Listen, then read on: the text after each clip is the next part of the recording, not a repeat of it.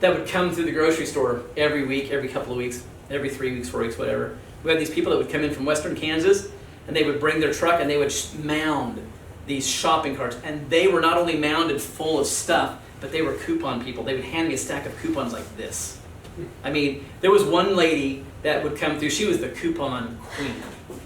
I don't think anybody, I've never seen anybody do coupons like this woman did coupons. She would bring 2 or 3 full shopping carts. I would ring it up. It'd be $500 worth of food. She'd hand me her stack of coupons, and you know, you got to check the coupons to make sure that they match the stuff, right? I'd ring them in, $68. Legit story. She was absolutely amazing at couponing. I loved that job. And that job gave me the ability to interact with a lot of people and to handle a lot of money. And I'd count money all the time. It was like being at a bank. Because I had people lined up to go through my line, because I was fast. And there was one day I was counting money back to somebody, and I'm like counting. I pulled out 5s. I had a stack of 5s. And I didn't have any 20s left, and I used my 10s, and so I'm like waiting for the till, for them to bring money to my till, and I'm counting, and you know, you're on a roll. You've got this line of people waiting to get through your line, and so you're counting, get your money, you're counting, and I grabbed a hold of a bill, and it didn't feel right. I set it over here to the side, and I kept going, because I just didn't have time. I just had to I had to get people through my line, people through my line, people through my line. When things finally settled down, I looked over at this thing, and it was a $5 silver certificate. From, I don't remember the year, 1921, something like that. And so, if you don't know what that is, our money theoretically used to be based on the gold standard. Prior to that, they used to have silver certificates because it was based on silver bullion. We had silver blocks in banks, Fort Knox and elsewhere, and originally our money, before we became so enamored with ourselves, was based on a gold standard. So it was a silver certificate. In essence, it was saying, you give me the $5 and I'll give you $5 worth of silver, which we can do that today. If we want to buy silver, we can buy it for $5. It's not that big a deal, but that's what it was. $5 worth of silver. So I pulled a $5 bill out of my pocket, put it in my till, and I put the silver certificate in my wallet. I took it home. I still have it. To this day, I've got it in my bedroom. I've got a little bag that I keep all my fun little trinkets in, and it's inside there, right?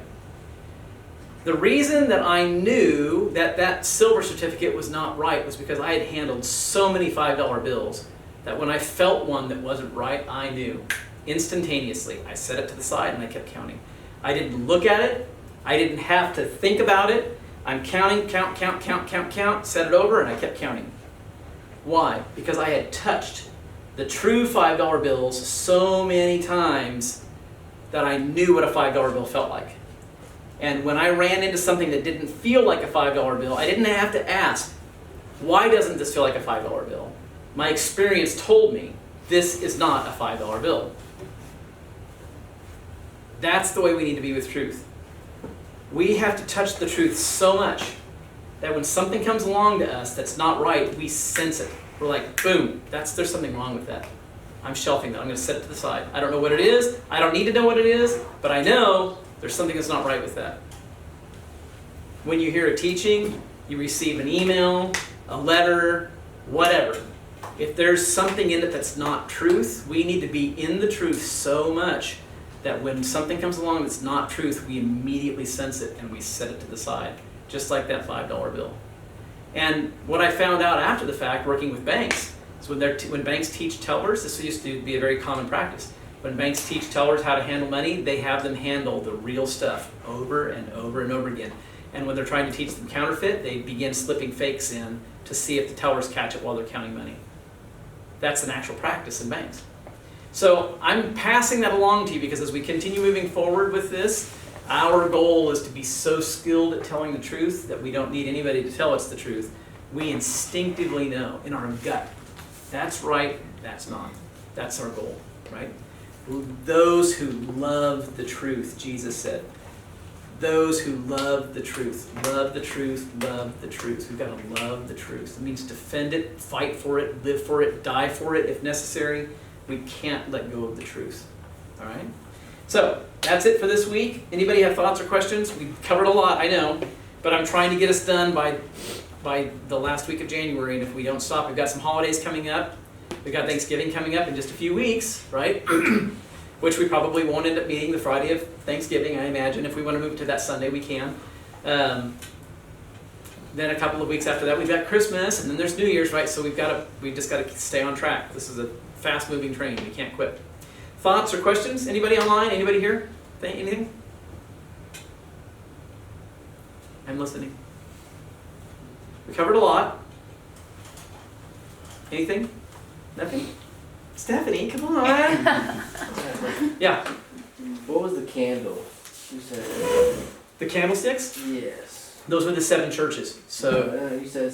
the lamps. We had lamps. I was talking.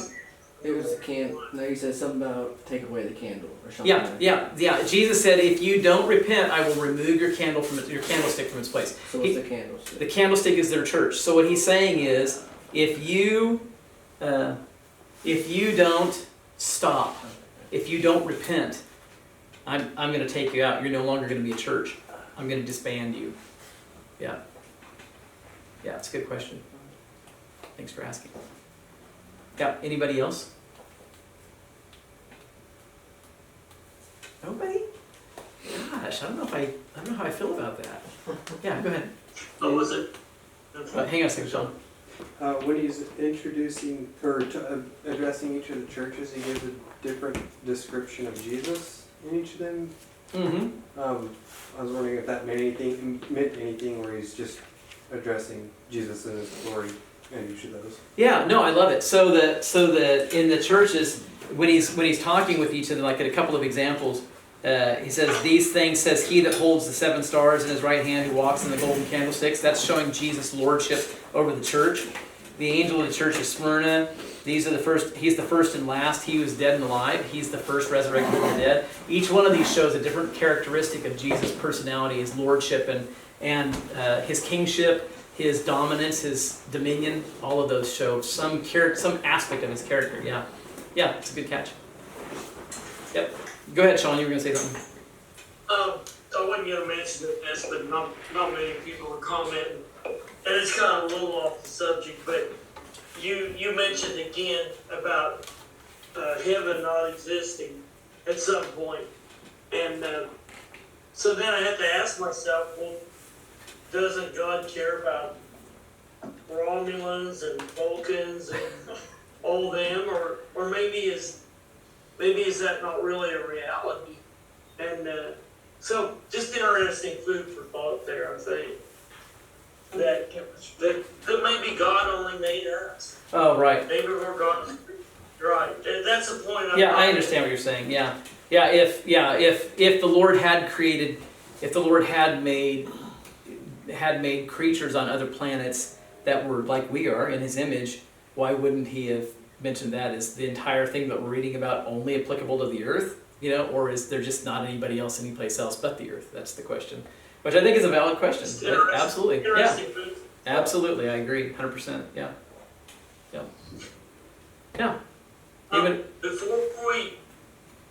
After we're done tonight, I just need to talk to you for a few minutes. Yeah, I'll do it.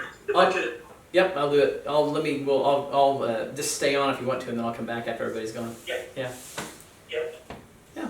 Anybody else? Anything? No? Yes? All right. I think we're done for tonight. Thank you very much.